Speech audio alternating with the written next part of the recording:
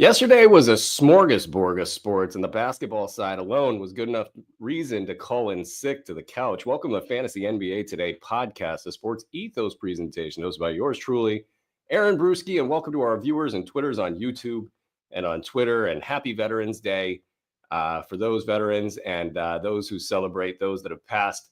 Thank you guys for tuning in. And speaking of sick, you get yours truly is a little bit sick, and kiddo and family, they're pretty much a lot sick. And so we had a fun night up dealing with all of that good stuff. But I was able to watch NBA basketball all day yesterday, and I was able to basically just be plugged in the entire day and then into the morning and even a little bit in the middle of the night. So I feel like I'm completely ready for the show. We'll just see if the pipes hold up, but feeling pretty good. So we'll just jump right into what was a massive weekend of action. We're going to cover all 30 teams, all sorts of injury stuff going on. We got Chet down 8 to 10 weeks. We got Asar back. We got Malik Monk down.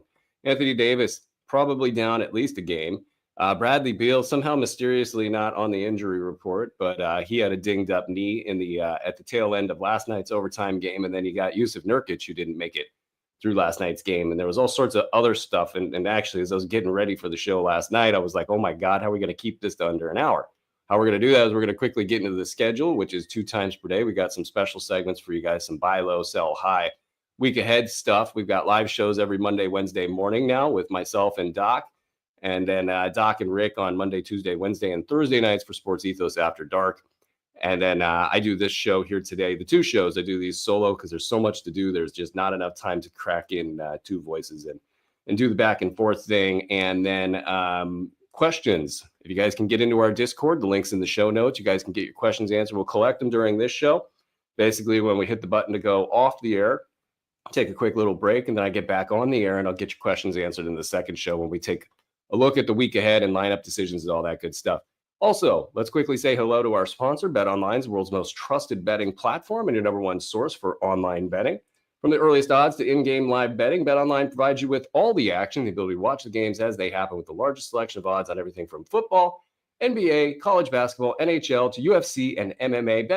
Head to BetOnline today to get on the action with America's most trusted site for online wagering. BetOnline, the game starts here. About 60% of the way through that promo, I was like, yes, this thing's waking me up and I'm feeling good. And then plop, I caught a hanger. And but I'm not going to get into that, because we got a lot of ground to cover. We're going to start with Sunday night's action. We're going to work backwards to one game on Friday that had one team that I can't remember off the top of my head. I want to say it was Chicago that didn't play on Saturday or Sunday, but we'll find out about that at the end. Toronto and Los Angeles, we got a couple of interesting fantasy squads. I think with Toronto, I'm basically watching what's happening with Emmanuel Quickly getting back. RJ Barrett got back last week. And that was the Pelicans. Thank you very much, producer Andre Lemush. The Toronto Raptors are sort of in a pivot right now. And at the top, let me just say, rest in peace, Jonathan Mogbo. I had to let you go in almost most of my leagues. I have you in a couple of spots, but the pivot has occurred. So you had the early injuries, and this ended up being a young, plucky team that was playing a lot of their young guys, and everybody's doing well, and everybody was happy about it. Now you got the vets, so to speak, back, empowering this thing. You'll get Kelly Olynyk back in a little bit, and they are going to see what they can do as a team once they get Scotty Barnes back, and that'll probably be in about 2 weeks if I had to throw a dart there. And they'll try to do the thing for about a month. My hope with Mobo was that he would push right through that and gain his spot and just maintain his minutes and then spit out the other side in a great spot and just kind of carry all that weight through the regular season. That has not happened. So I cut my losses. I took my shot and tried to get lightning in a bottle. Didn't work out. They're now playing like Bruno Fernando 10 minutes and then just trying to get everybody on the floor. And for whatever it's worth, Mobo's been dealing with a hip pointer, and I don't think he's had the explosion that he had originally in, say, like the last 2 or 3 games. He had a bunch of good games in there. They just didn't show up in the box score. So we will push that boat off in the water and say goodbye. And then just note that Emmanuel Quickly still trying to figure it out. He had 12 points, 4 assists in this one, 4 of 15 shooting, 1 3. No goodies in the defensive stats. He just looks like he's a little rusty. I wouldn't be too worried about things there. You got RJ Barrett taking a lot of shots. Bad matchup for him in particular against this Lakers squad with somebody similarly situated players physically on the other side of the line. Jakob Poeltl, 14 and 10 with 4 assists, 1 steal. He's been doing fine. A little bit better in the free throw column this season, and he's looking fine on the court, maybe dealing with a little bit too much foul trouble on a night-to-night basis. We've seen a regression from Grady Dick, 14 points, 3 assists, 2 threes. That is possibly a harbinger of things to come. You know, you guys got to basically just sit back and maybe reevaluate that he might not be the breakout guy that folks thought he was. He's probably more of a top 100 guy for the season, maybe top 75 if things go great. But yeah, that's going to be tough when Scotty Barnes gets back and you get a full house, and his stat lines can get empty real quick. Chris Boucher, another good night, not great, but good night. 18 points, 5 rebounds, 3 assists, 1 steal, 2 threes, 20 minutes. He's been about a top 200 guy this season. So when you see him reach up into the stat box and show you something, just remember that it's evened out to about top 200, making him more of a deep league guy than anything else. On the Lakers side, as mentioned, Anthony Davis seems okay. The eye being swollen's not great. I mean, we just saw Scotty Barnes go down with something similar. Anthony Davis has had something similar happen to that eye. So we'll be watching that one real close. I don't know that this is a Jackson Hayes run of the wire pickup moment, though he did go for 12 and 6 in 1 block. There's been plenty of times that Jackson Hayes has gotten an opportunity and not been able to do it. There's off the court stuff going on that I don't think factors in too much, as some of the stuff involving the domestic violence allegations from a couple years back sort of resurfaced. I don't think that's going to really impact the basketball situation here, but who knows, maybe it will. I'm not running the wire to get Jackson Hayes. Rui Hachimura, 4 points, 5 boards, 2 steals, 1 block, 0 threes, 2-11 shooting.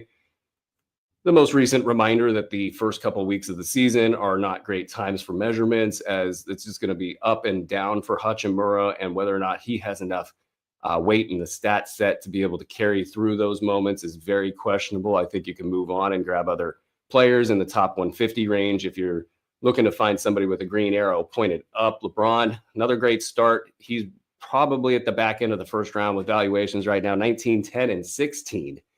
And I don't see any reason why he would stop. So I think the numbers can definitely dip, and he can probably be a second round guy the rest of the way. But it's crazy to say it for a player who's at his age, but he has no reason to stop doing this. So maybe he just wants to go out blazing. Cam Reddish in the starting lineup. So shout out Clutch, 11 points, 1 3, 1 steal. D'Angelo Russell benched, 15 points, 2 boards, 1 assist, 1 steal, 6 of 13, 3 of 9 from deep. I guess this is fine. I think D'Angelo Russell is kind of mature enough to handle the demotion of the bench. JJ Redick, I think, probably had this on his mind from the beginning, rebalancing this team and adding some defensive players because you got all the usage in the front end of the lineup. I mean, it's kind of a by the book play. So none of this matters. It could even be good for his value, though the 1 assist would suggest otherwise. And generally, a player like Russell, I think you do want him in the starting lineup because he needs every minute he can get to scrap for that additional value. He's coming off of a great season. Maybe this is the season where he actually falls off. And then in terms of trade discussions, I don't know if it's beneficial for he and or the Lakers for him to be on the bench, but that's another story for another time. Let's spin out of this game and let's get into Grizzlies 134, Portland Trailblazers 89. Yeah, this was one. But a lot of niche stuff going on in fantasy leagues. Like if you're a Jalen Wells guy, and I can believe he's out of Sacramento here. I'm not a Jalen Wells guy, but I have noticed that he's been scoring rather regularly. 16 points, 3 boards, 1 assist, 2 threes, no defensive stats. So that's the downside. I don't think Wells is producing enough across the board for standard league GMs to be racing to the wire to fight off people. And he's probably been picked up because of those scoring totals in a lot of competitive leagues. But I just wanted to tip the hat. Scottie Pippen Jr., it's interesting with Pippen, and he's got pretty much all the runway he needs with John Morant out for a while. And I don't think he needs any runway in particular. I think even if this was a regular game, not won by 45 points there, Pippen's just going to find a way to make it happen. If he's a 20-minute guy, he's going to find a way to make it happen. If he's a 32-minute guy, some of his stats start to disperse a little bit. Some of that upside isn't quite there on a per-minute basis. but he does just fine. And he finds a way to get into the box score. So it's, in this game, in his 21 minutes, it's just one block. But if, the scoring wasn't there, you'll notice that he'll get the steal and the block, or he'll get multiple steals and blocks. So he just finds a way to get it done, and just don't fade him in any way. In his career, if you're looking at dynasty formats, just don't fade him. He's a good basketball player, and he showed that last year at the end of the season. And he did it in Summer League, and he did it in the regular season. I'm glad we were out on front there. Jaren Jackson, a 3-steal, 3-triple game at 6 of 12 shooting. I'll take that all day long. It's been pretty good for him. It's been quiet in amidst a bit of a storm already in Memphis, and Jaren Jackson has avoided the storm.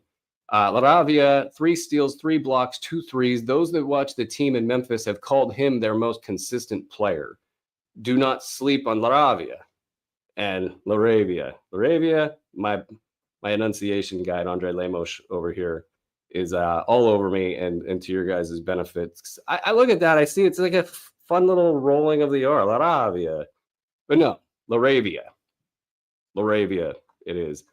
And there's all sorts of goodies at the bottom of this box score. You got Jay Huff, and it was interesting. I had a waiver deadline last night, and he had played 2 minutes, and he had a block, and then he had a 3, and he had played like 4 or 6 minutes. And I was like, Jay Huff, he's gonna be a thing, isn't he? Well, he finished the game with 20 minutes, 6 blocks, 12 boards, 2 rebounds, no assists, no steals, 2 threes, 2 of 2 from the foul line. So it's like juicy. And there's enough value here. And the question for Jay Huff, and I want to be clear, like, I was not out in front on Jay Huff. There were plenty of analysts. I want to say Eric Ong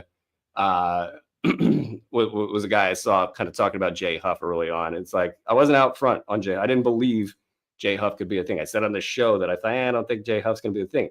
I kind of think he's going to be a thing.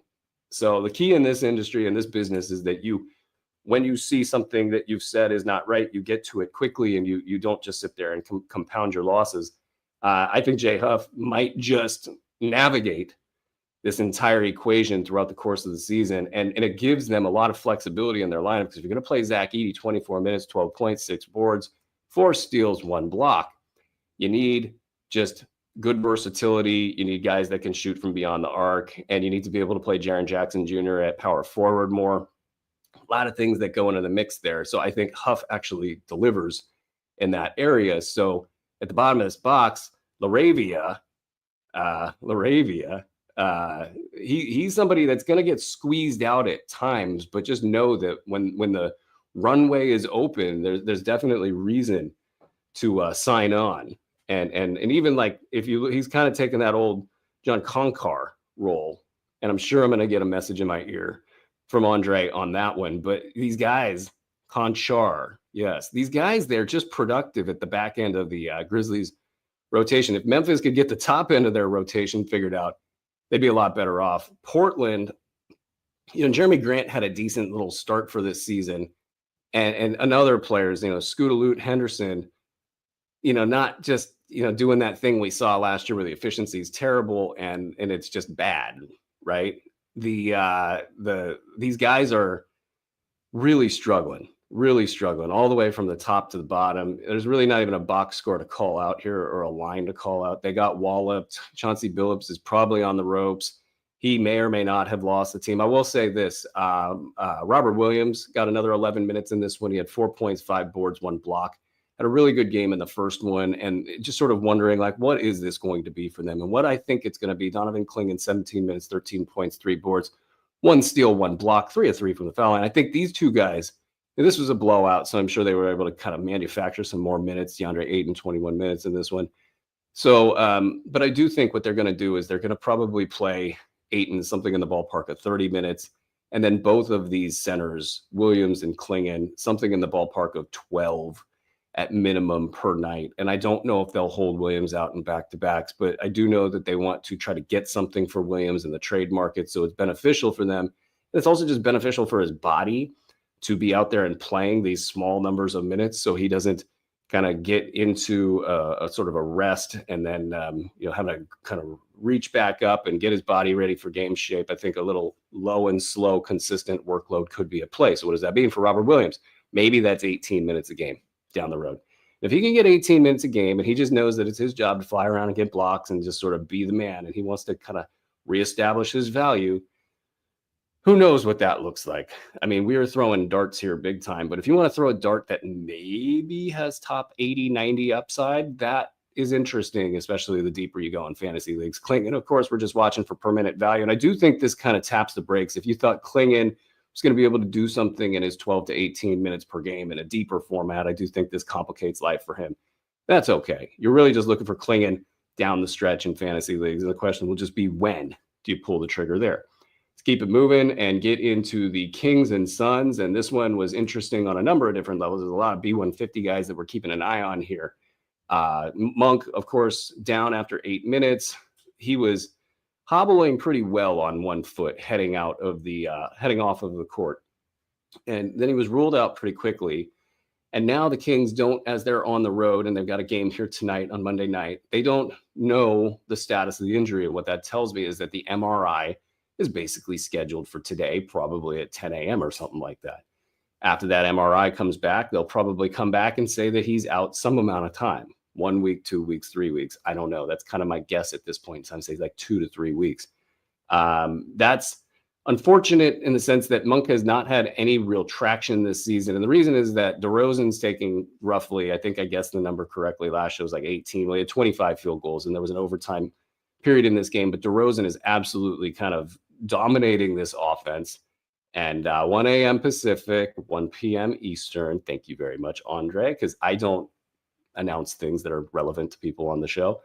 That's I guess the thing that's happening in Sacramento is DeRozan is getting all sorts of offense, and they're really turning the keys over to him in the fourth quarter. They're going to an ISO DeRozan, ISO Fox offense in the fourth, and that's showing up in the shot numbers. And then basically everybody else is fighting for scraps. Sabonis got his 14 attempts in this game, and then Murray down to 11 attempts in this game, and then Herter got his 12 attempts. So anytime like somebody like Herter or say Ellis starts to get involved offensively, these numbers are going to get really tight because the DeRozan and Fox shots are locked in. Quick note on Fox, there was a hilarious little hot mic moment. There wasn't anything salacious or anything we didn't kind of already know with Fox, with his finger. I mean, they were showing on the telecast, his fingers taped. He had the right one or the pinky taped to the third one, even some tape on his thumb. And things are probably starting to deteriorate with that shooting hand. But the finger issue on the pinky finger, the hot mic thing was basically just kind of going into an intro for, I forget which quarter it was. Basically, Mark Jones just said, yeah, he says it's bothering him. So if you were thinking, is this a thing that's bothering him or not? He's said as much on the podium that it's bothering him. You just don't know with this stuff. Like Sabonis played with a broken thumb all season long, a season ago. And just, that was a thing, and all sorts of NBA players play with this kind of stuff all the time. This is bothering him. I don't know if it matters or not. He did go 0 for 6 from the 3-point line. No steals, no blocks. Those are indicators that the hand might be bothering him. So I don't want to undersell this. And he's had an okay start. You know, plenty of good things to see on film for him. Plenty of dominance. 21, 11, and 8 isn't nothing in the box score, but you just want to see the steals number cranked up. You don't want him favoring that hand and sort of staying away from the action. Of course, you want to see the three-pointer start falling. But this has been a team-wide epidemic. They got right by hitting 30% of their threes in this game. They were flirting with an NBA record. They're 3 of 36, or probably 3 of 26. That we thought that was close to an NBA record. They needed to add 10 more misses to be what the New York Knicks did in about 2018, I believe. They hit 30% of their threes. It's a team-wide epidemic. They're playing tight from beyond the arc. And I, for that reason, don't want to put this three-point shooting directly on De'Aaron Fox's pinky. It's okay for other guys. Murray's in a fine position for where he's at right now this season. Sabonis is doing fine. Herter, he has a lot of snap on his jumper right now. He looks kind of like 2 years ago. And I do think they have good reason to play him, as well as he, whether it's the trade value stuff, I do think contributing to the offense is an important thing for him to do for this Kings team. They just need that diversity of shot selection, and he brings that. But it's interesting. You just see them keep going to Keon Ellis whenever it matters most. And even Fox talking about defense, they seem to recognize that they're a much better team, Keon Ellis +6 in this game, with Keon Ellis on the floor. Now, he is really getting out of the way to the extent that I do believe you're going to start hearing Kings media and Mike Brown talking about the need for him to be aggressive. And I think in about 2 to 3 weeks, what you're going to see with Ellis is that he does get aggressive, and that starts to up the scoring and the rebounding and the assists. Right now, he's just so petrified for playing time that he's just staying exactly in his lane. Got 28 minutes in this one, 6 points. He gets you your triple one, but everything else is super light. And he's been about a top 125 guy despite all of these challenges. So if you drafted Keon Ellis with your last pick, you're actually ahead right now. And you're definitely well positioned for what will happen with Malik Monk as the injury news comes in. All we have right now is that he's out for tonight. And that's on multiple reports out there. I believe Chris Haynes broke that news. So just hang on to Keon Ellis. That's just kind of your Kings update, but hang on to Keon Ellis. Keep an eye on De'Aaron Fox's finger, but don't panic there because he's not coming off the floor, guys. He's got a mission, and until these guys, if they were to theoretically have a nice cushy spot at the top of the West, then maybe they would reconsider. But right now they got work to do integrating DeMar DeRozan, and that's not perfect, by the way. It's good, but it's not perfect. On the Phoenix side, all sorts of stuff was going on in this game. Of course, we're watching Grayson Allen. We'll talk about him in a second. Yusuf Nurkic didn't finish the game due to an ankle injury. So that brought Mason Plumlee on the floor. He was actually probably more productive than this box would suggest. It felt like he might have gotten gypped on a block or something, but he went for 6 and 11 and 6, 1 steal in this game for 26 minutes. They're not going to put Iguodala out there, guys. He's too thin and he's not ready. And, in today's day and age, you got to have some sort of size underneath. So Mason Plumlee, if Nurkic is not playing, he's going to get something similar, probably 26 minutes a game, and he has a chance to be productive for you. So if you're looking for a big man, you kind of want to gamble a little bit and get ahead of whatever news might be coming back on Nurk, who's been a little iffy all season, and maybe we're starting to figure out why. Plumlee might have a good week in him, so kind of keep an eye out for that. Ryan Dunn got the start. No Kevin Durant, so you got 8 points, 1 steal, 1 block, 0 threes. Really quiet night, and this was one where he matched up pretty well against the Kings, so this is a little bit concerning for his fantasy value. I don't think folks have taken the plunge outside of deep leagues. There is a good player in here. We do have to worry about some shooting regression with him, but overall, this is just sort of like 200 to 250 territory, I believe, for most formats, unless you want to kind of play a little aggressive with Kevin Durant out for however many weeks, like maybe 1 to 2 weeks here. Dunn's got some value here for you. Tyus Jones did a great job mopping up, 22 and 4, 2 steals, 6 threes. Beal, that's the other piece of big news here. That knee got rolled up on by DeMar DeRozan, and I was just expecting all sorts of hell to break loose in the post game and in the morning news, but we don't seem to get that. We got a questionable tag. So maybe he dodged a bullet. He was in some serious pain when it happened. This is a guy that really has to be ripped off of the floor. He's spent so much time injured. I think, especially with KD out, he's probably lobbying. He's probably lying and fibbing and telling people it doesn't hurt and getting some bad news on the back end. But for now, he's questionable. And if he is at all out, that provides the basis to just blindly hold Grayson Allen, who had 9 points, 3 assists, 3 of 13 shooting, most of those shots from distance, 27 minutes. Some of this is definitely because they are down a KD, the extra minutes.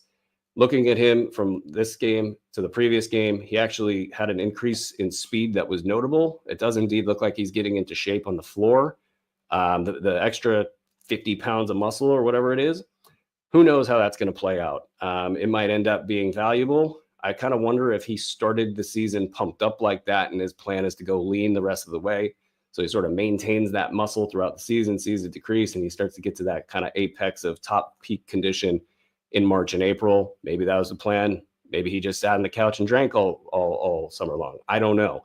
I do know that he has a new kid, and that latter scenario is probably not very likely. But and I'm kidding, of course. But the Grayson Allen stuff, this is a guy that was playing at top 40 levels last season. This is a guy that led the league in 3-point shooting, I believe, last year.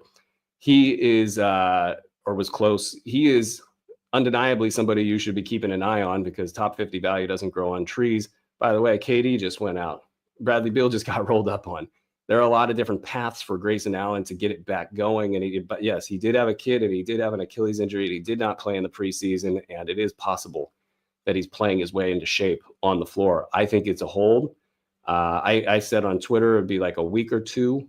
I even gave the metrics in a 200 player league. It'd be closer to 2 weeks. In a 150 player league, it would be more closer to a week. I said that about midweek last week. And with this news, I'd probably be more bullish on holding given the injuries that have occurred since then. So that's the Grayson Allen spiel. Royce O'Neal, 8-9-2 and 4 cash counting stats in the 3 steals and blocks category. So he's doing just fine. He seems to be with Tyus Jones, the recipient of all of this injury news, the beneficiary, that is. So that's your Phoenix Suns update. And let's move it into another. And guys, yesterday was an amazing basketball day. There was just good game after good game after good game, and great matchup after great matchup after great matchup. And this one I called the wizard battle. You had Luka against Jokic and Kyrie as well. So you have multiple wizards out there, and Kyrie might be the wizard of the wizard bunch. So you got multiple wizards doing wizard things out there. And Kyrie led the pack, 43 points, 5 boards, 5 assists, 1 steal, 1 block, 6 threes. He was falling into the 30s, guys, in drafts. And every time that happened in one of my high stakes leagues, somebody good got him the pick before me, and I wanted to throw things because this kind of was easy to see coming. And coming off a season where it was just a bad luck injury. Kind of the thing that happened with Chet, somebody falling on your leg. Like, that's not his fault. So he was starting to be durable. And he's like a top 5 or 6 guy right now. And, he's better. Actually, I believe he's in 4th place where Luka was getting drafted in a lot of leagues. And Luka's in 14th place where Kyrie was ranked in the B150. So they've had a little role reversal. Luka, 24-9-9, just doing Luka things. Najee Marshall, Doc was waiting for his big breakout. 11-8, 1 steal, 1 block. Not a big breakout, but he's definitely making the most of his opportunities. It's bad. I mean, you got Peter. It's bad for those of us who are waiting for a certain center that I can't remember his name because I'm sick and I've been up all night. But no PJ Washington, Najee Marshall stepping in and getting big minutes. Derek Lively, thank you very much. It's not Mark Williams. Andre's got Mark Williams on the brain, and I know why. And we'll talk about Mark Williams in a second. But this combination of these two guys out really opened the door for Najee to come in, and we finally got that big-ish line that we were waiting for. Clay, 4 of 13, 10, 5, and 4, 1, 3. Believe his next game is Tuesday in Golden State. I was looking up prices for that game to see if I could take my kiddo, who's a big Steph Curry fan, though everybody in Sacramento is trying to convert him, and I will blame you all for that later. The prices were outstanding. And outstanding, I mean expensive is all hell. But that makes sense. They're giving out a big old captain's cap to certain people, maybe the entire crowd. It'd be cool if the entire crowd was wearing captain's hats in Golden State for that reunion. But that's the last interesting thing going on in Dallas. And we move over to the Denver side. Everybody's watching out for Peyton. I don't even want to read what's on screen in the private chat. No, Domantas Sabonis Defensive Player of the Year discussion from my son is not happening because he knows basketball. Come on, guys. Peyton Watson is the guy that we're watching for in Denver, 16-5, 1 block, 4 threes. So a little bit of a oddball stat set for Watson. And it's actually, with the bad percentages, still not showing up in the ranks. He's still kind of a 200 guy in 20 minutes. So by 40 minutes, maybe he's double the value. But really, we're going to wonder if Peyton Watson is kind of, all hat and no cattle, or if there's actually something that can reach up and in this time that Aaron Gordon's out, reach up and get, top 75 value for 3 weeks and then solidify himself as maybe a top 125 guy, regardless of if they've got a full house in Denver or not. Christian Brown, 14, 6, and 2 with no steals or blocks and a 3. So starting to fade back a little bit, still a top 50 guy in the season. So you're not going to worry about one given game at this point. Michael Porter, the big bucket at the end, 17-7 with 4 assists, a steal, and 2 blocks, 2 threes. We were big on Michael Porter, and that's paying off for us this year so far.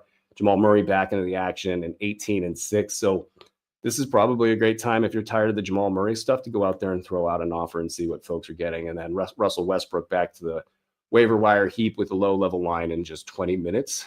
And we are out of Denver. We took the hour trip from Denver to the airport, and we are now officially in those Golden State Warriors and that Oklahoma City Thunder game that really I thought was going to be a lot different, because I thought Chet wasn't going to get injured for 8 to 10 weeks at the beginning of this game. I thought Oklahoma City was going to get motivated and basically choke out the Warriors offense. You got a DeAnthony Melton sighting, surge, major outlier outcome. And this is the DeAnthony Melton that we know he can be when he's healthy. 19 and 10 rebounds, 2 assists, 3 steals, 5 threes.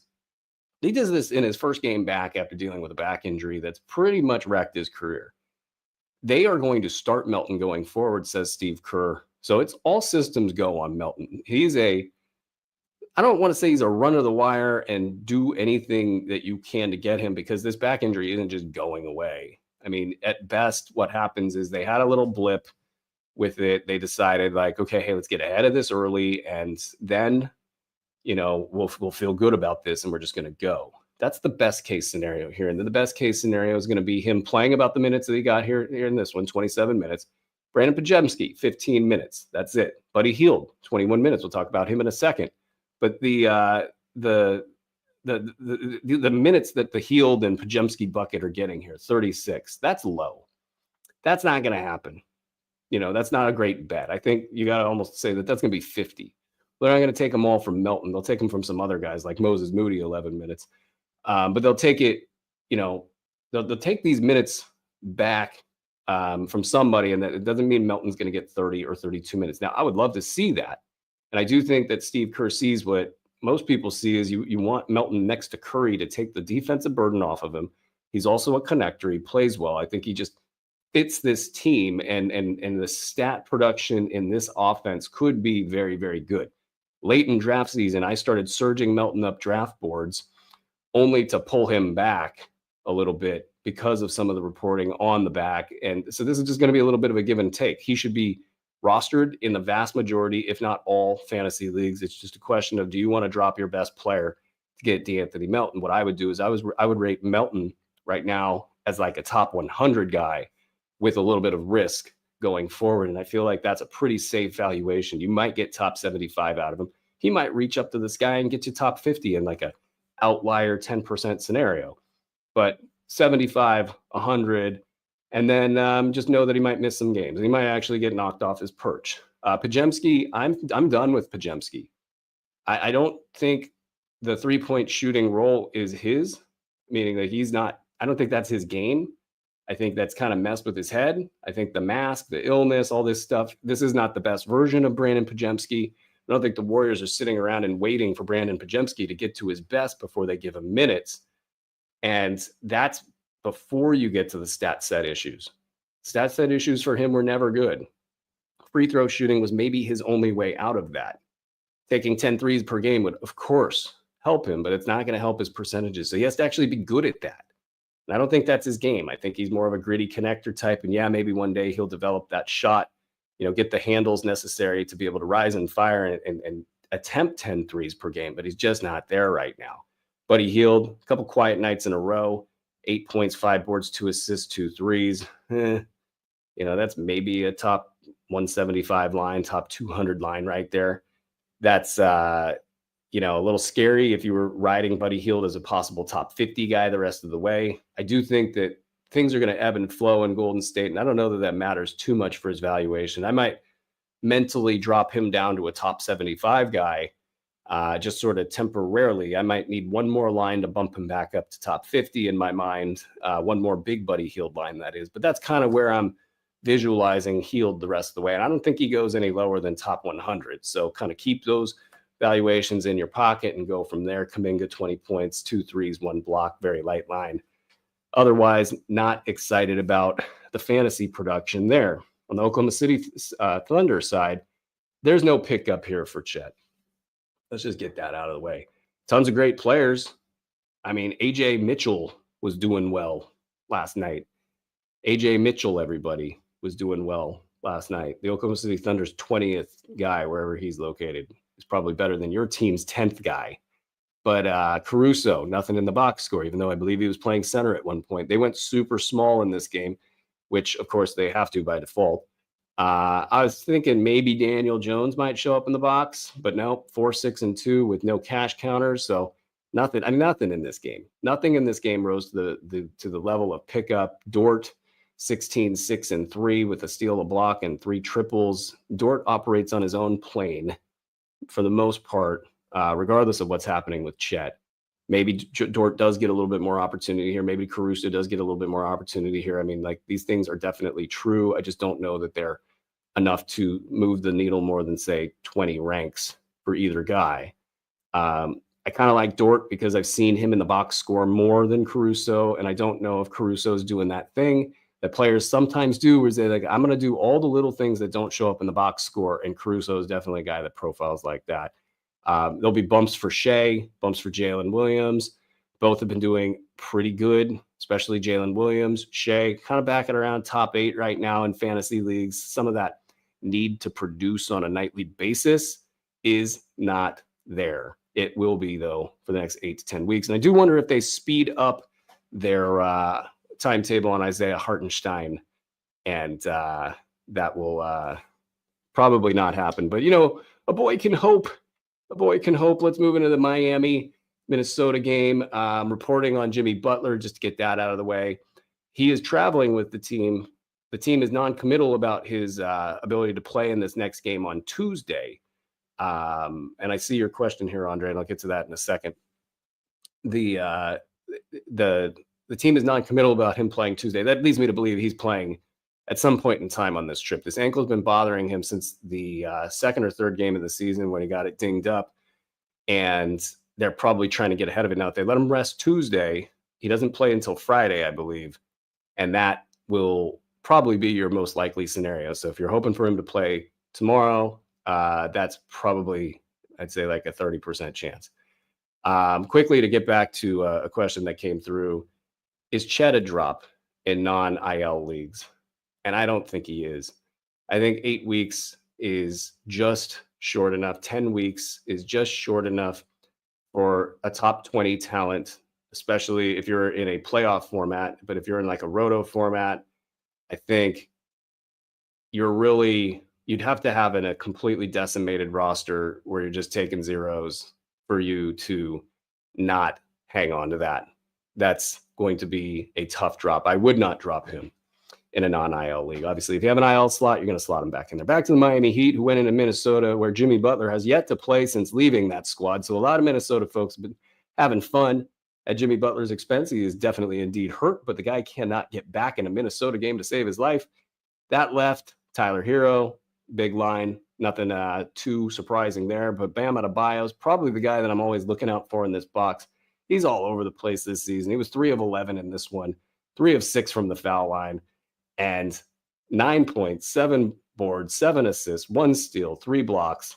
Just a weird season to start for Bam Adebayo. And I think if you want to translate that into reality balls, when he got the money and became the franchise guy, he got a lot of shot attempts and freedom that probably aren't going to pan out, but he's also been active in other areas of the box score. It hasn't been good, but there's been a lot of it. Kind of like Taco Bell. Jovic got a big bucket late, 15 and 7, 2 threes, and a steal. This is maybe his most active line of the year. Maybe the bucket late gets him out of the doghouse. He's been in the doghouse a little bit.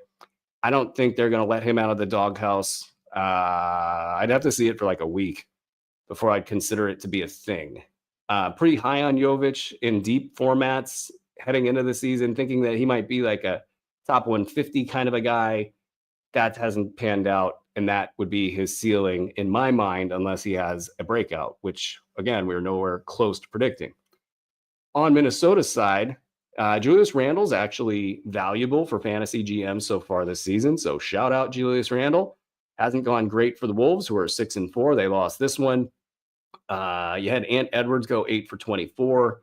A lot of shot attempts for him. A lot of shot attempts for Randle. DiVincenzo's been getting back in the mix. 8-6-2, 4 steals, 1 block, 2 threes, 29 minutes. So we're getting the goodies out of DiVincenzo, and that's all I care about, because if they rebalance this squad in any smart or good way, DiVincenzo will be getting more value rather than less value.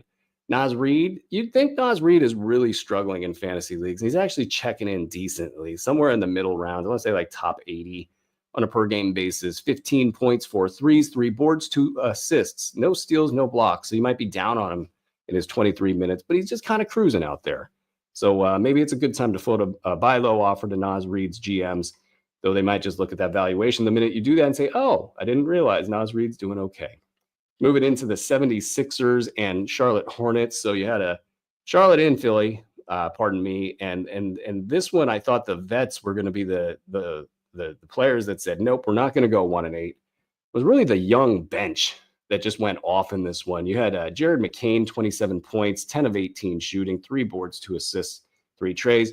All you can do with that, or Jeff Doughton Jr. with his 23 minutes, or the Dancing Bear with his 31 minutes and his 20 and 8, is just say, good job, guys, and know that the Joel Embiid show is rolling into town as soon as Tuesday. And Paul George, definitely not looking like the Paul George that we all know. 15, 3, and 9 with 2 steals, 6 of 18 shooting, just 1 3, 1 of 9. He just looks slow out there. And that's what happens when you're old, injury prone, and just coming off of a pretty decently sized knee injury. It's going to take a little bit, and it definitely feels like they're pushing him right now. It feels like he's pushing right now. That's not good for his overall health. But I guess if you're a fantasy GM that's wanting Paul George to get some minutes, you're okay with that in the 33 minutes. You know, it's a decent sign that at least the getting in shape portion of the show is starting to be done. Caleb Martin, 5 and 5, 3 assists, 4 steals, 1 3. He's making more bonehead plays on the court than I would like to see. They need him right now, so he's playing right now. And I think they don't care about the bonehead plays. They'll just take what he brings on the floor and live with that stuff. Andre Drummond, 13 and 10, 24 minutes. I think you're just going to see more of the same, but from the bench when Embiid's back and maybe a little bit more condensed production. I don't think you're going to see these two guys out on the floor on the same time, except for very, very niche situations. Kyle Lowry got a full boat of minutes, didn't do much with them. A 1-1, 8, 4, and 5. Let's keep it moving. Let's go to the Charlotte side since we started on the Philly side. And Grant Williams, 17-4, 2 assists, 2 steals, 3 blocks, 2 threes, 38 minutes. He's just as likely in the next one to go very light and have like 5 points or something. I don't know what my read is on Grant Williams, other than to say he's had a good 10-game stretch in the past and followed it up with crap after that. And we know that there's plenty of reasons he can play his way off the floor. I'm not the world's biggest Grant Williams hater. I'm just not buying this line. Taj Gibson, 13 minutes in 2024, I believe, is the year here. Brandon Miller back on track, 22 and 7 with a full line. Saloon, Andre, you could tell me what the answer is there. 2 points, 9 boards, no steals or blocks, no threes, 19 minutes. We're not looking for value there. We're not looking for value with Josh Green. LaMelo Ball sucking up all the stats as usual, 38 and 8 with 6 threes, 6 of 18 from the 3-point line. What's the record on 3-point attempts? I want to know, because I think LaMelo Ball is going to hit that.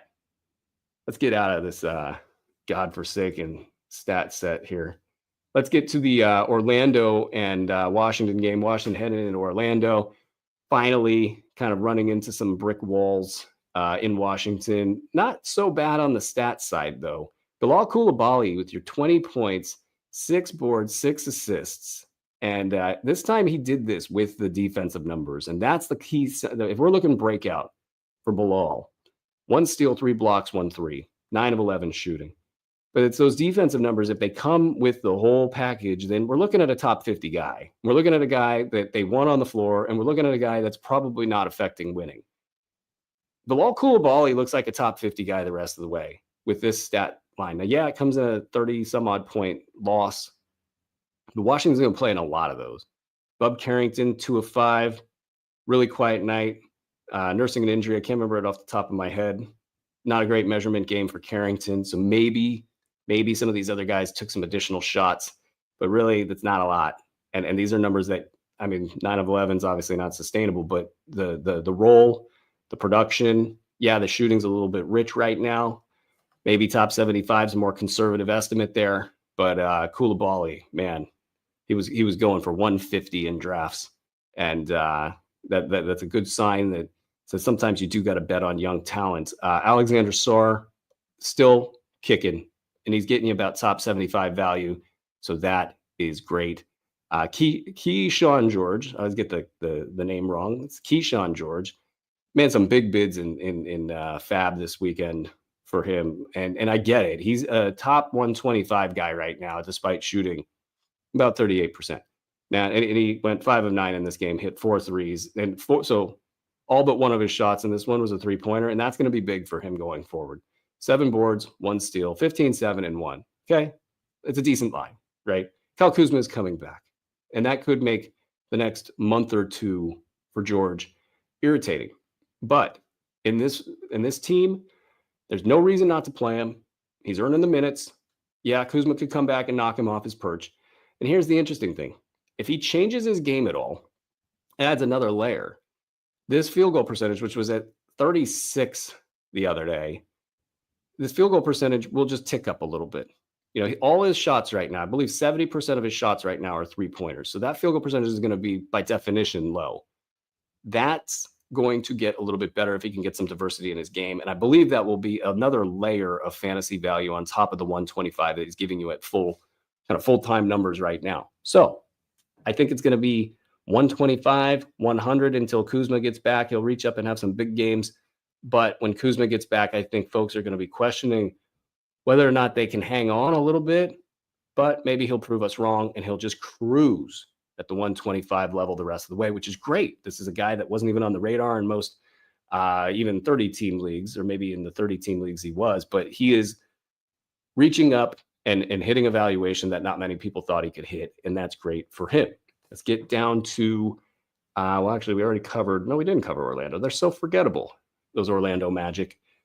You know, for all of their kind of buzz about how good they're going to be this season, they're only 5-6 right now. They're 4-0 at home, but for all the buzz about how good they're going to be, their fantasy situation is really in the tank. Franz Wagner, I believe, is the only player other than Suggs that's doing kind of well. Everybody else is really low in the ranks.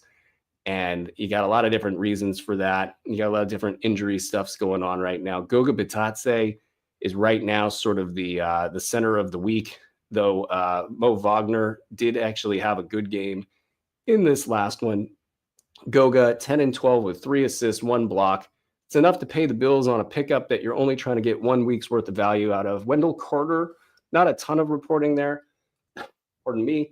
They showed I forget who the reporter was out of Orlando, but they showed him pushing pretty hard on a bike, and that tells me that they're keeping the cardiovascular good, but it's the weight bearing stuff that they might be protecting against. So he's at least cardiovascularly at like 80% of where he needs to be.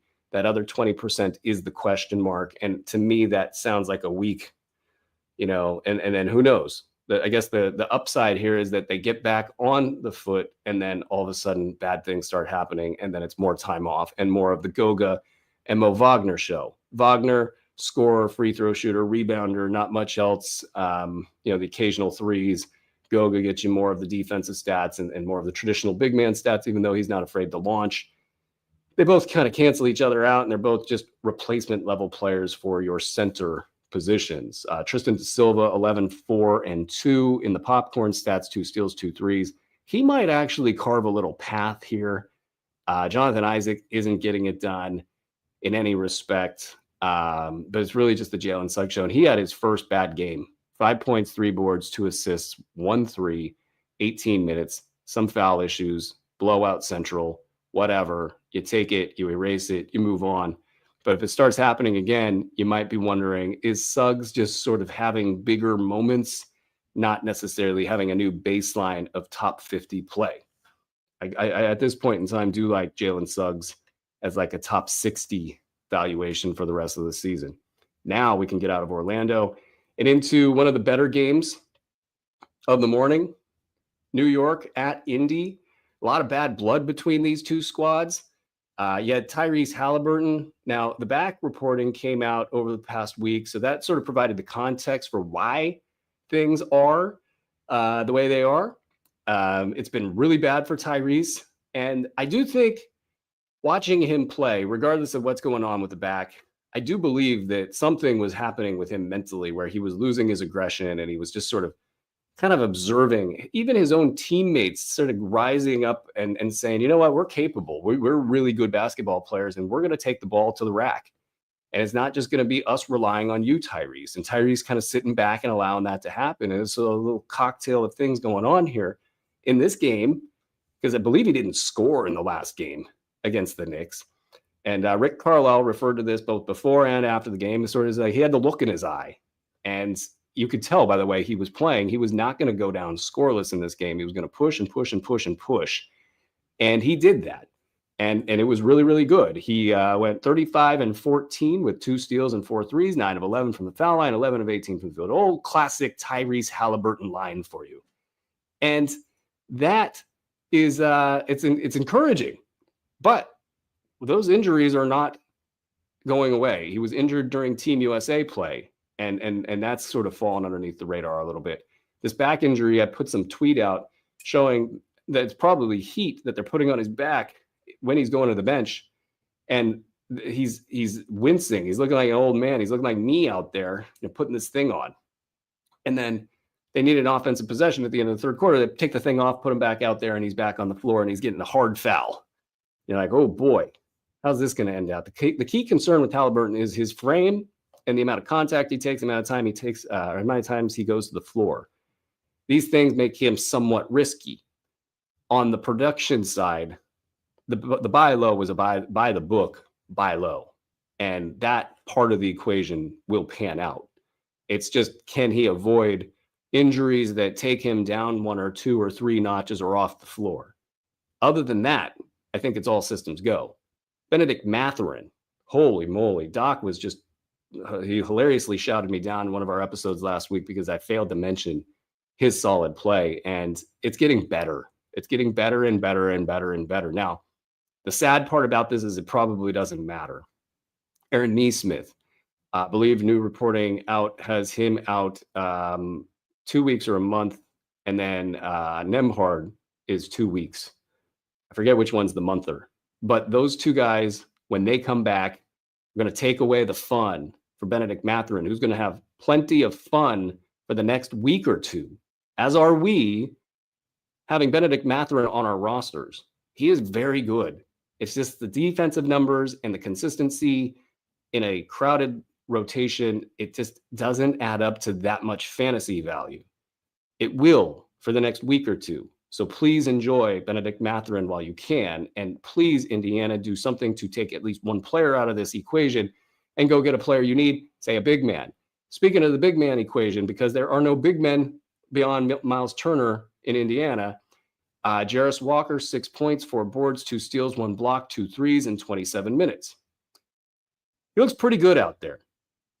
It's tempting to be more aggressive, but I do think he's got 150 value for the foreseeable future. 150 value.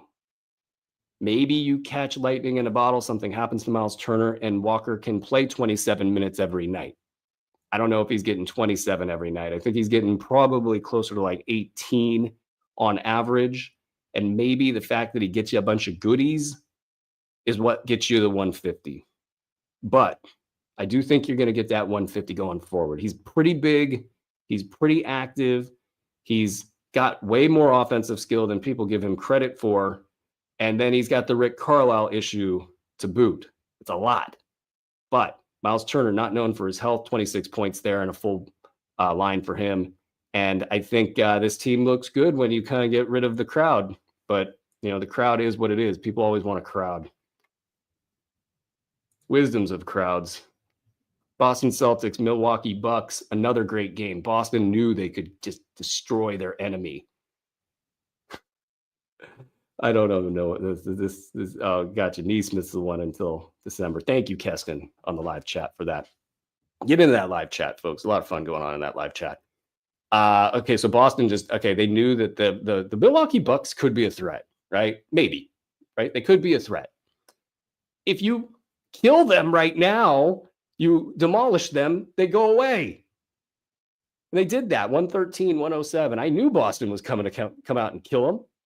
And they did. And Jason Tatum right now, for all the talk about Jason Tatum can't reach up into the top 5 and be a top 5 fantasy player, that's exactly what he's done this season. 31-12 with 6 assists, 13-15 from the foul line, just 7-21 from the field. But who cares? You're a top 5 fantasy play. Good job, Jason Tatum.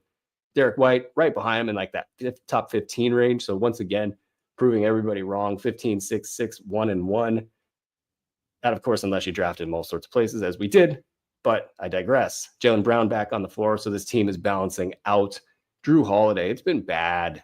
It's been real bad for him. And that's a shame because he's such a good player. And plus 15 at the highest plus minus in this game. He's such a good player, but it's just not working out in fantasy leagues this season. Queta, 21 minutes off the bench, 8-7 with just a steal. I think this is going to be how it goes for him. He really needs some sort of an event to occur where they say, okay, Queta's the guy. Had a lot of good minutes. And then Cornet returned and played just 6 in this one. Is going to need some sort of an event where Queta turns a corner. Otherwise, he's probably just going to be like a top 175 guy, even if he gets these 21 minutes per game. So not enough there for Queta right now for most formats. Sam Hauser still quiet. Maybe this is the week that he gets it going after that slow start. Due to the back injury, Peyton Pritchard, 5 threes, 18 points, not much else. Starting to fall back a little bit in the rankings. So maybe it's a decent little time to get ahead of that and try to move Peyton Pritchard. That said, he's well positioned to kind of mop up whatever the starters leave when they start taking games off. On the Milwaukee Bucks side, Lillard's actually having a low-key good season for fantasy GMs. He's in the top 20. I think that's good. I think people were hopeful that he would get that. Giannis in a category league is all sorts of a mess. Barely inside the top 100. You got to punt the 3 categories he's bad at. And then you're on to something. But that, little devil is in the details. 43, 13, and 5 with 2 blocks. So, I mean, the numbers are there. The popcorn numbers are there. And he's going down swinging. That's just the way he rolls. And I respect that. But this thing, what's the over-under on Doc Rivers being fired, right? Like, I'll go 3.5 weeks. 3.5 weeks is the over-under on a transition of power in Milwaukee.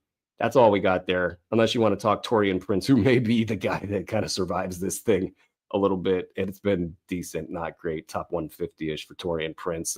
Brook Lopez, actually, and it's been bad for Brook, but he's still cruising at a top 100 level.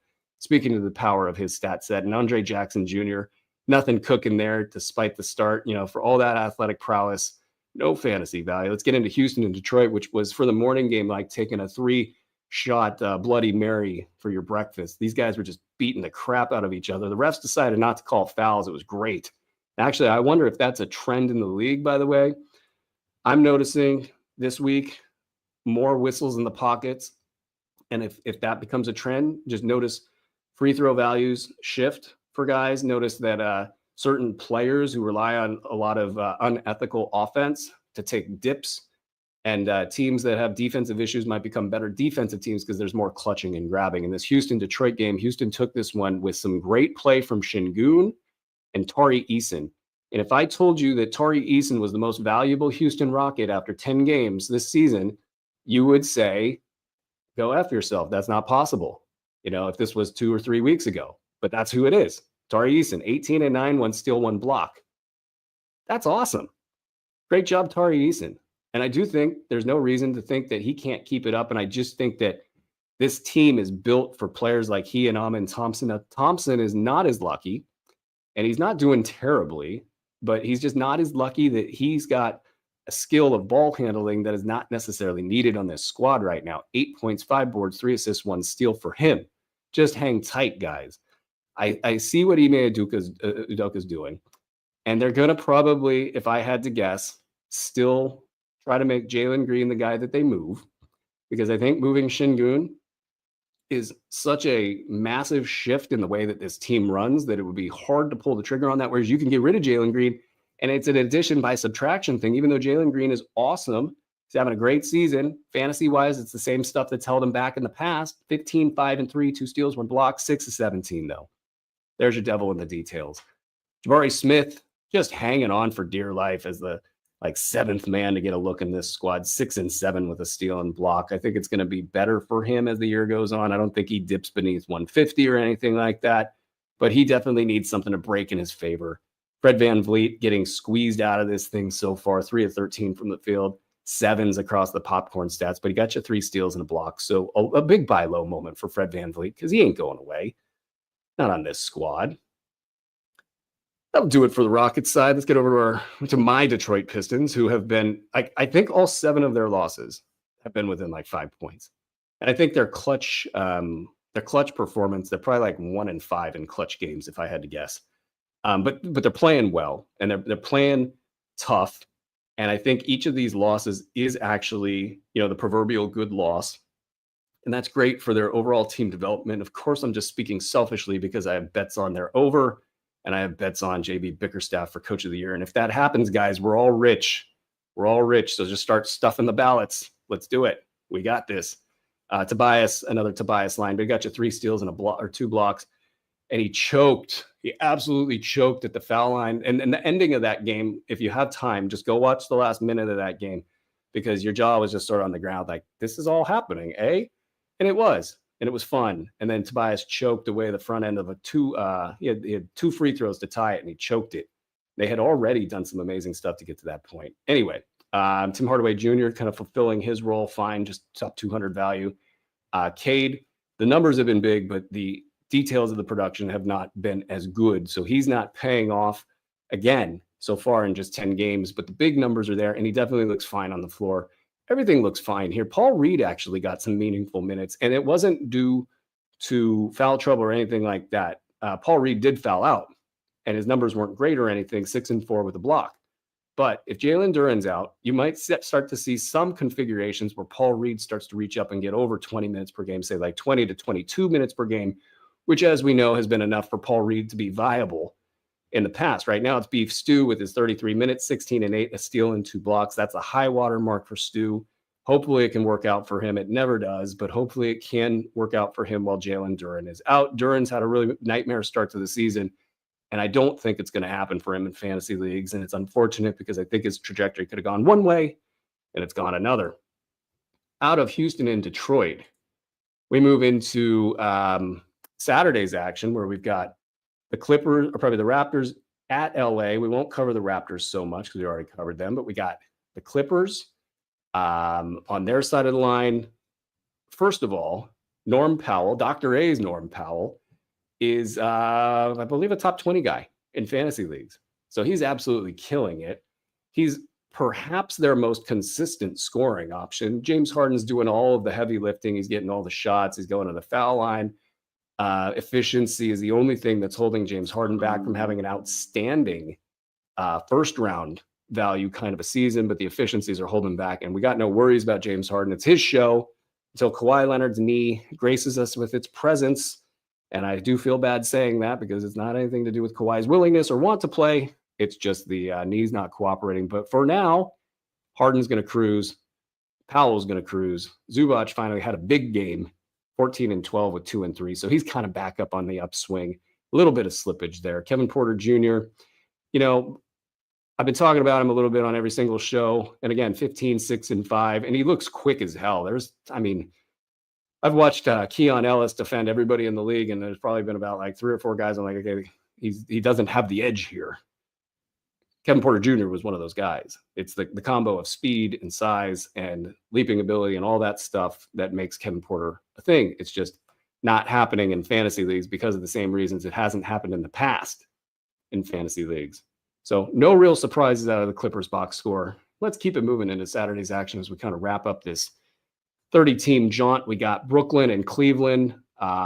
Cleveland just steamrolling, folks, 11-0.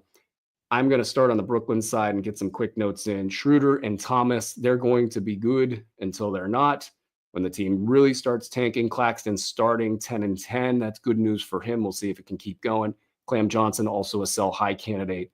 Dorian Finney-Smith, a on and off the waiver wire guy for the rest of the year. Clowney had 2 steals and a block, and I just noted that because he's been dealing with some injury issues, and I kind of wonder if his fastball hasn't been there, and he's just been quiet in the box score due to probably injuries, and that's just something to watch out because they fully realize Clowney could probably be about a top 125 guy, and that could be useful, and it might even be Poppy toward the end of the season. I think that's as much time as I want to spend in Brooklyn. And in Cleveland, just know they're good. Like the whole damn team's in the top 50. Garland's great. Mitchell's taken a step back. I think he's probably enjoying everybody else getting some production right now. I think all of that will shift. I think as we get to the 1/3 mark, you'll see Mitchell say, "Okay, guys, this has been fun, but I also need my numbers now." And so if you can kind of time those two ships passing in the night, you might get some, buy low, sell high value with some of these guys. Mobley's role isn't changing. The rest of the year, he's a top 20 guy the rest of the way. It'll be Garland switching out value for Mitchell if you're projecting. And you might want to consider old Max Strus at some point. I think he might be the odd man out, but, as we said on the weekend show, Karis LeVert is more than happy to come in and mop up in the meantime, and he might be the top streaming play of the week. And he's been, I believe, a top 50 guy as well to start the season. So Cleveland, the buzzsaw. Let's get into Chicago and Atlanta. We got 3, I think, games to go. Chicago, they get the win. Kobe White, fine on the box score. Zach LaVine back in the rotation. So things are looking pre-LaVine instead of post-LaVine in Chicago. You had a Pat Williams game, 2 steals, 2 blocks. We've seen it enough times to know that it's not very common, and we're going to move on. Vooch, top 10 guy. This is how he rolls, and this is great for everybody involved in Chicago. Maybe you can parlay it into some trade values so we can see some things happen in Chicago that aren't so boring. Jalen Smith, 10, 5, and 2 in the points, rebounds, and assists, and a block and 2 threes in his 17 minutes as he continues to be tantalizing at the back end of the rotation there. Dosunmu, 31 minutes. The typical Dosunmu line. We just need one thing to happen in Chicago for them to be much more fun. In Atlanta, Ricochet, after Ricochet fever hit, has calmed down and quieted down, and he's again back into the top 175, 200 range for the discussion regarding his fantasy value. And that's really too bad because he's a much better player than that. It's just the realities of not having defensive consistency and enough overall production to get out of that range, despite the injuries that have hit that squad. Jalen Johnson, a little bit behind preseason expectations, but plenty of pop to his numbers. So it's more of an efficiencies thing for him. Capella, 20 and 9 with the block. He is the center to have rostered in Atlanta. Okongwu did get back into good graces, at least in terms of minutes, with 22 minutes, 8 and 7, no steals or blocks, 1-3. The foot thing is probably too much. And then there was a report that there wasn't actually a concern about the injury in Atlanta. So that made what? Okay, you already missed time, and so he's not playing. Larry Nance is playing, and it's not injury related. So maybe there's some nuance to that discussion where Nance is actually leapfrogged Okongwu in some respects, in some matchups to some degree.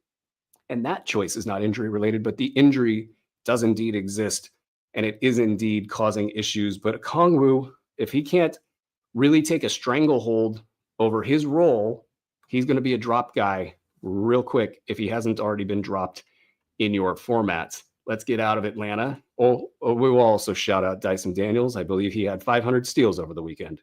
Congratulations, Dyson Daniels. That leaves us with just Utah and San Antonio. And, pardon me, we do have one more game after that. So we got 3 more teams to cover here. We got Utah, where Lauri Markkanen did get back on the floor. There was some reports that he had aggravated his injury. I think this is going to be days that end in Y in Utah. Cody Williams, nothing cooking as a starter. Walker Kessler, slow night, but he played Wemby. So there's that. Sexton just cruising along. Don't drop Sexton this season. He's going to be just fine. John Collins also going to be just fine in the mess. Maybe even Jordan Clarkson to be fine in the mess that is known as Utah. In San Antonio, Champagny just hanging for dear life. 5.6 boards, 1 block, 1 3. 25 minutes with Devin Vassell back. Vassell got his 22 minutes, took 13 shots, 21 points, and an otherwise empty line, 3 trays. A good get-back game. A good get-back on the floor game for Vassell. Champagny, I think those minutes are there. It's just, can he get the touches? And then with cash counting stats being so variable on a night-to-night basis, you have the potential for these down lines. He's been a 125 guy, and I expect him to be a 125 guy the rest of the way. If that plays in your league, great. Hang on to it and ride it the rest of the way. Wemby, 24, 16, and 7. Not yet cashing in on the lofty expectations so many had, but it is only 10 games into the season, so we're not worried there. Chris Paul had a quiet night, 3 and 9, 0-6. This is going to happen. He's going to mix these duds in maybe 25% of the time. 25% of the time, it'll be a normal line. And then the other 50%, it'll just be all over the board, because playing next to Wemby, you just never know what's going to happen with how the defense is going to defend him. Stephon Castle, 23 points. And I do think that this Jeremy Sohan injury does open up things for him and give him at least the intrigue. I don't know if the overall fantasy value will be there. If you punt in the categories that he's deficient, I think he becomes a much better play. And if you have some ability to stash, I think that helps as well. But this does open the door for him. Out of San Antonio and into our last, sweet New Orleans, who played Friday.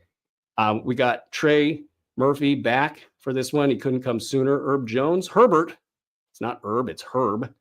Herbert Jones, they probably have about 2 weeks, maybe 3 weeks for him to return. So this team, with Zion already missing games, is already sort of a third of the way on the way to the next phase of whatever they're going to be. I don't know what's going to happen with Brandon Ingram if Zion Williamson continues to get hurt and it becomes super clear that he's not the future of this franchise. Then maybe Brandon Ingram sticks around. Maybe Brandon Ingram has something of a resurgence. I think that's about a 10 to 25% chance at best. What I do see in New Orleans is things getting so bad that your best players, Murphy, Herbert, and down the roster, you're going to start seeing guys like Alvarado, Boston Jr., and then when DeJounte Murray gets back, guys that are more part of their future will step into these higher profile roles. Guys like Trey Murphy, that's obviously big news because we know he could be super productive in that role. Herbert Jones has had a top 40 season recently. I don't know if folks have remembered that, but that's what he does. So I don't think he should be available in fantasy leagues, but what do I know? This team is going to stay messy for the rest of the season, and it's going to be based on who's playing and who's not. Jeremiah Robinson Earl, for what it's worth, has been getting around 28 minutes per game over the last week. He had a 12-4 with 3 steals, 4 of 4 from the foul line. It's not nothing, guys. It's something to look at if you're desperate in a pinch. And Brandon Boston, 26 points in this last one. And they're pretty excited about Brandon Boston in New Orleans from the perspective of they want to see him play while these guys are out, and they want to see him get some shots, while guys like Jordan Hawkins are out and so on and so forth. So New Orleans, a little bit of a mess, but where there is mess, there is opportunity. And that's going to do it for today's show. I hope you guys got your questions in. We're going to go ahead and answer those questions in the next show. I'm going to go over here and pretend that I am sick, because I am. And I'm going to take 15, 20, 30 minutes maybe to get ready for the next show. But this has been Fantasy NBA Today, presented by Bet Online, a sports ethos presentation. Until next time, ladies and gentlemen, be well.